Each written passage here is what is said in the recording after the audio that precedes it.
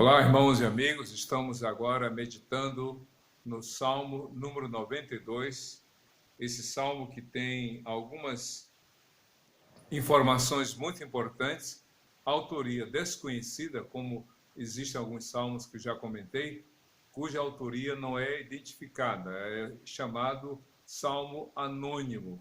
Mas, embora não seja conhecida a autoria, quem escreveu, o conteúdo não é de menor importância, ao contrário, como os demais salmos, aprendemos coisas extraordinárias. Esse salmo número 92, que tem 15 versículos, fala a respeito da grandeza de Deus e aborda a questão de um coração voltado na adoração e louvor ao Senhor, falando na segunda parte sobre aqueles que são incrédulos e, por fim, abordando a vitalidade daquele que permanece fiel ao Senhor. O que temos a aprender a respeito dessa mensagem que o Salmo traz? Que lições podemos extrair? Uma delas está aqui na primeira parte do Salmo, que diz assim, versos 1 e 2 do Salmo 92. Como é bom render graças ao Senhor e cantar louvores ao teu nome, ó Altíssimo. Ou seja, é algo prazeroso, é algo que nos faz bem. Louvar, adorar a Deus é uma escolha sim, é uma decisão sim, mas que gera satisfação, plenitude no coração daquele que se volta para o Senhor. Como é bom louvar ao Senhor e cantar louvores ao teu nome, Altíssimo. É bom.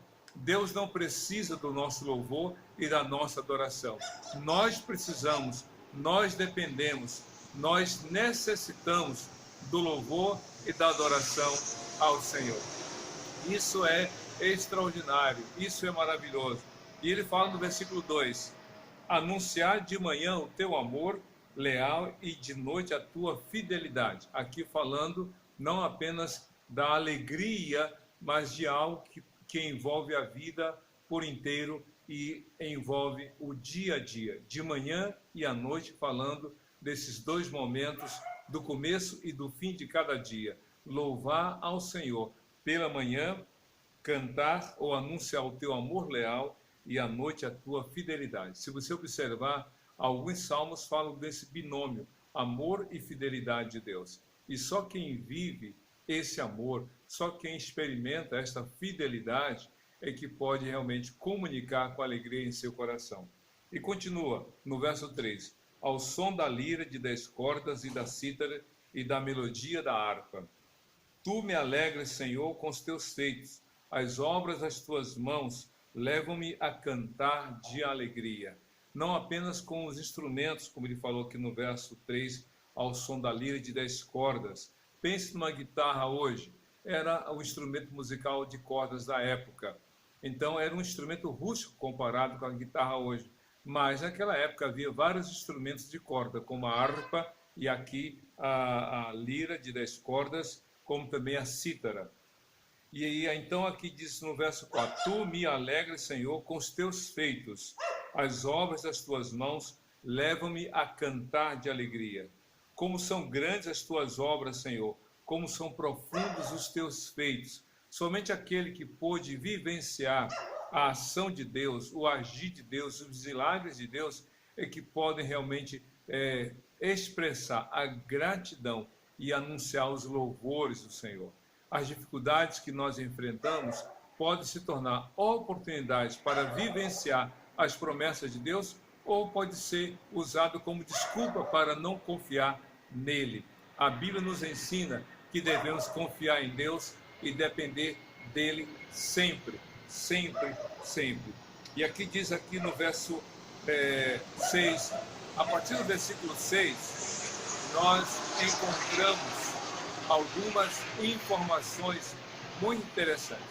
O Salmo número 92, de 1 a 5, fala desse louvor individual, dessa adoração de quem vivenciou a ação de Deus. Mas a partir do verso 6 até um determinado momento, a gente vê a ação de uma pessoa que não crê. Como é que age uma pessoa que não crê em Deus, que não confia na palavra dele? Diz assim, o insensato não entende, o tolo não vê, que, embora os ímpios brotem como a erva e floresçam como os malfeitores, eles serão destruídos para sempre. Exatamente isso. A bondade pode não ser reconhecida. As pessoas aplaudem o mal, se dá bem o perverso. É assim que as pessoas veem. Só que tudo que vem realmente da prática do mal é passageiro. A riqueza conquistada no engano é passageira, é fútil.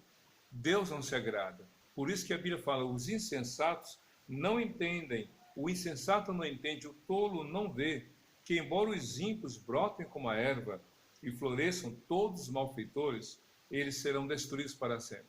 Não vale a pena insistir no erro, não vale a pena persistir no caminho errado, porque as consequências serão muito mais danosas e permanentes do que um momento prazeroso de satisfação na desobediência. A Bíblia fala do filho pródigo, que quando saiu, muito se alegrou, mas as consequências das suas escolhas erradas lhe trouxeram grave sofrimento.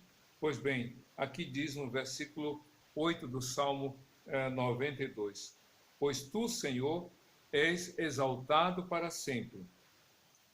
Mas tu, Senhor, ou melhor, pois tu, Senhor, és exaltado para sempre. Mas os teus inimigos, Senhor, os teus inimigos perecerão, serão dispersos todos os malfeitores. Não dá para competir. O mal sempre será vencido. O desobediente sempre sofrerá consequência. Aquele que não crê terá um fim lamentável. Por isso que a Bíblia é a palavra de Deus, porque em seu santo amor e justiça, Deus diz o que é que vai acontecer com a pessoa que não crê. A questão toda é diante do que Deus fala, como cada um ouve, como cada um está realmente agindo ou reagindo diante da palavra de Deus. Quando Paulo pregou, muitos deram crédito, porém outros, nas suas decisões, na sua maioria, disseram, nós não queremos isso. Eu me lembro da história de um homem que tinha um filho doente. Esse filho tinha uma deformidade no seu crânio.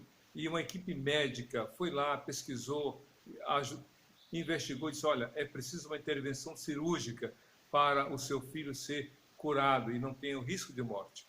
Mas o pai, depois de pensar, disse, não, eu quero que ele continue assim.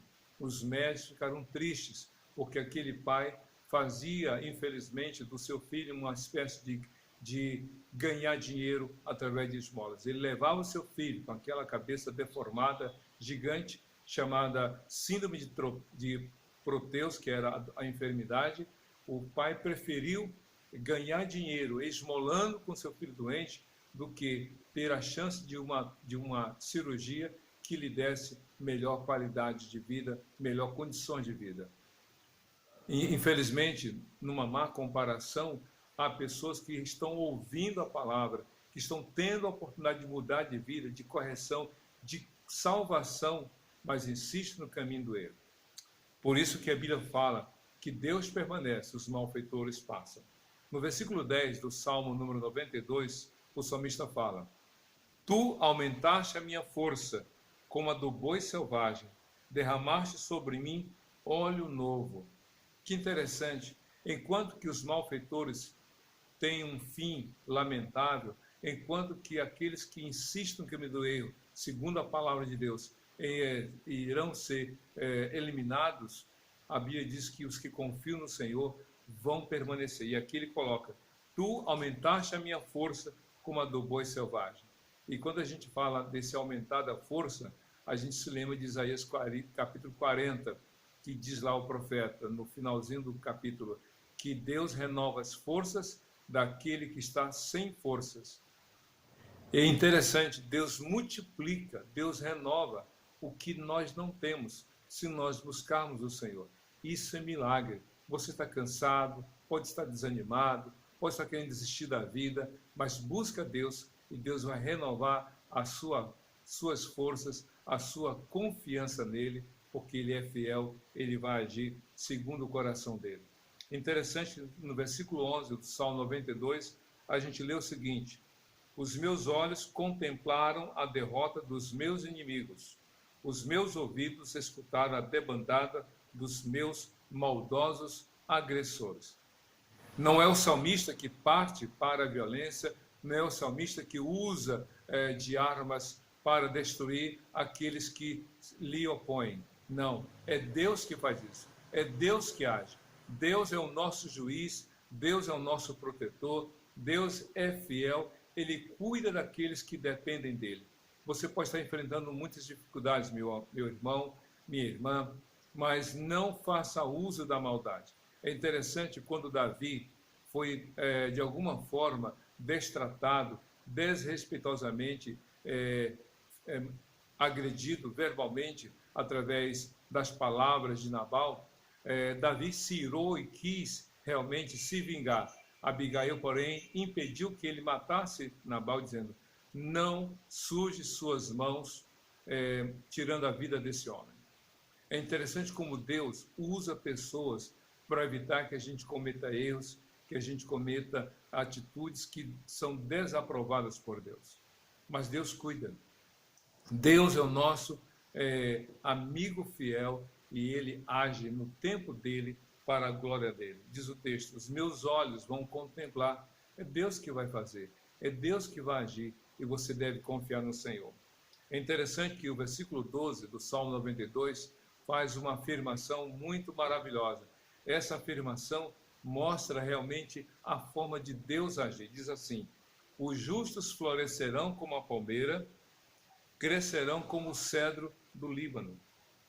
Plantados na casa do Senhor, florescerão nos atos do nosso Deus. Vou ler aqui novamente o versículo 12. Os justos florescerão como a palmeira, crescerão, ou melhor, crescerão como o cedro do Líbano. É interessante que aqui o salmista fala de duas árvores muito conhecidas na época, naquela região: palmeira e cedro. A palmeira era uma árvore, como ainda hoje é, uma árvore muito útil em todas as suas partes. A raiz, o tronco, as folhas, algumas delas dão frutos.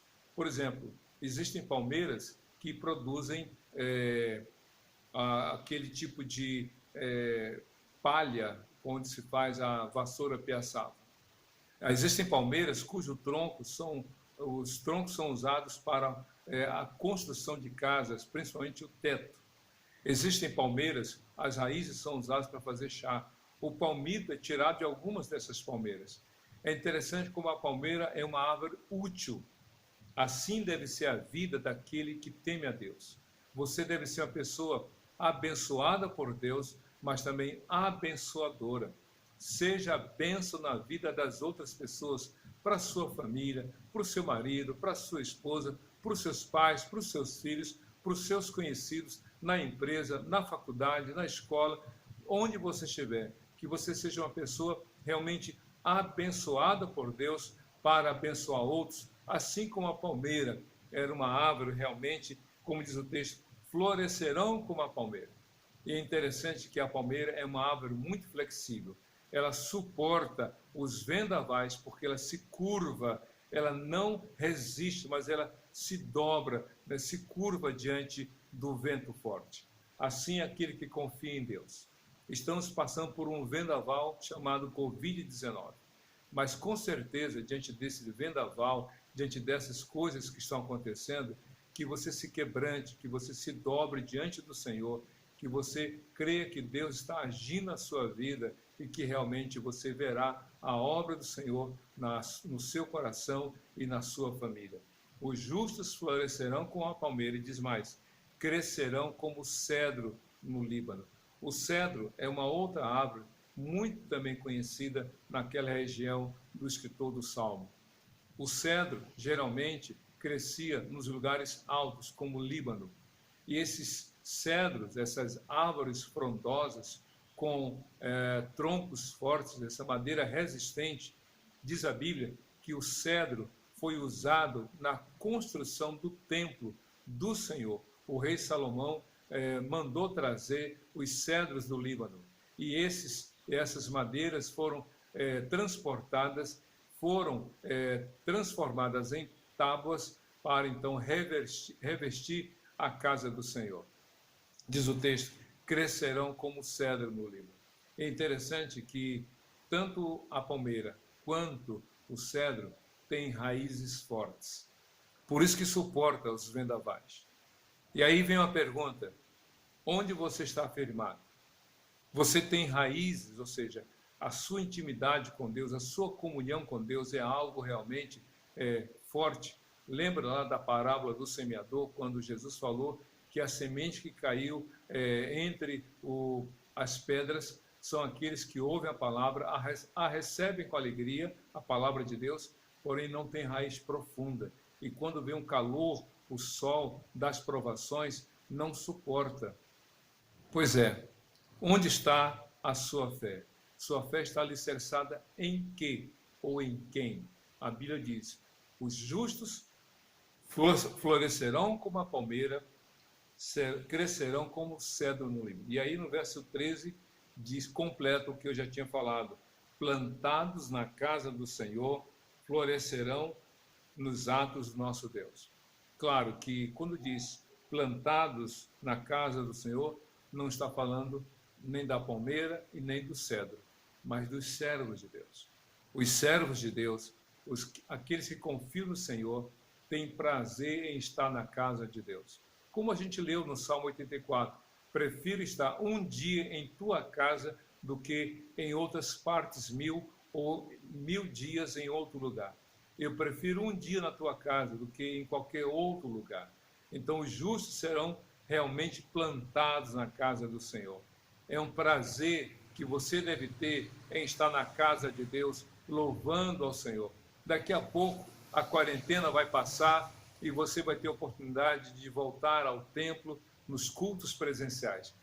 Planeje-se, organize-se para que assim que a sua igreja estiver liberada, você vá com a sua família e dizer: Deus, muito obrigado. A Covid veio, a quarentena veio, mas o Senhor me guardou e aos meus, louvado seja o nome do Senhor. Então faça isso. No versículo 14 do Salmo 92, se aproximando do final do Salmo, diz assim: mesmo na velhice darão fruto, permanecerão viçosos e verdejantes. Olha só, mesmo na velhice darão frutos, permanecerão viçosos e verdejantes. A palavra de Deus é a verdade, ela não nega os fatos.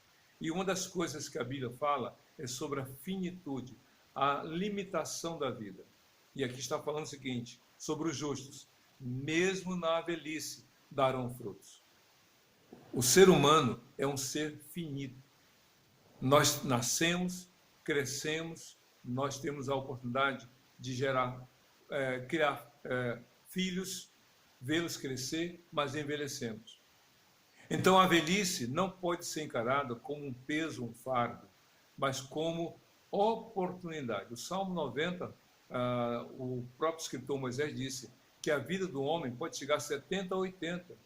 Então, se você está chegando a essa idade da velhice, porque para o Brasil, a partir de 60 anos já é a terceira idade, não se queixe, não se lamente, agradeça, porque muitos daqueles que você conheceu na sua infância ou adolescência e até na juventude já partiram, e Deus te dá a oportunidade de chegar na terceira idade, na velhice. Então seja grato, expresse gratidão pela sua vida. Leia o Salmo 71, que fala exatamente da pessoa idosa. O salmista diz: Deus, não deixa eu perecer ou chegar na velhice sozinho. Então confie em Deus, dependa dele. E aqui diz no Salmo 92, verso 14: permanecerão viçosos e verdejantes. É interessante como a gente aprende a palavra de Deus. O idoso não é alguém inútil. O idoso não pode ser considerado uma pessoa sem valor. O idoso não pode ser desprezado, colocado de escanteio na família. O idoso tem que ser amado, respeitado, porque foi alguém que se doou, que fez o melhor para a sua família. Quantos idosos hoje lamentam o fato de estarem colocados de lado, que não são ouvidos, que não são amados, não são respeitados. Aqui, Deus dá valor a toda a etapa da vida, ou a todas as etapas da vida. E aqui fala do idoso. mesmo na velhice darão fruto, permanecerão viçosos e verdejantes.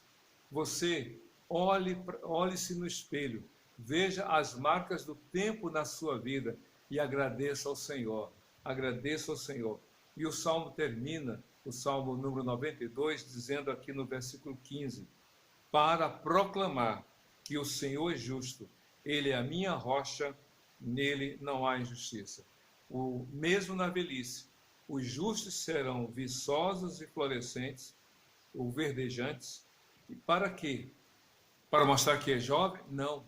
Tem muita gente idosa que não admite que já é da terceira idade, que quer viver como se fosse um garotão, como se fosse uma garotinha. Tem gente idosa que não valoriza a própria idade, que quer negar a sua própria idade, que quer andar no meio da garotada, agir como se fosse uma pessoa daquela juventude. Não, você idoso, agradeça a Deus pela sua terceira idade, valorize a sua terceira idade, confie e agradeça porque você chegou a uma idade que muitos gostariam e não conseguem ou não conseguiram.